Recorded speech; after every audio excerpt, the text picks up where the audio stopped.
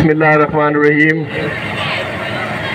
आज पूरा पाकिस्तान एहतजाज है। आज हमारे कायद, हमारे महबूब लीडर पाकिस्तान तहरीक इंसाफ के चेयरमैन इमरान खान की हिदायत पर और सिंध में शहर सिंध अली माजिद शेख सदर सिंध पाकिस्तान तहरीक इंसाफ की हिदायत पर आज ये एहतजाज किया जा रहा है। जिस तरह आपको मालूम है कि पूरे पाकिस्तान में 8 फरवरी को एक इलेक्शन के नाम पे एक ढोंग रचाया गया, एक ड्रामा रचाया गया।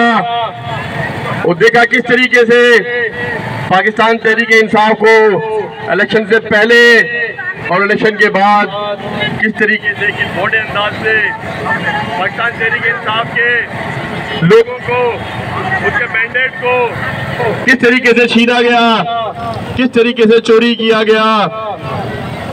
इसकी मिसाल पाकिस्तान की 76 साल तारीख में कहीं नहीं मिलती। इस तरह की जुल्म और बर्बरियत, इस तरह का जुल्म कभी मार्शल दौर में भी नहीं हुआ।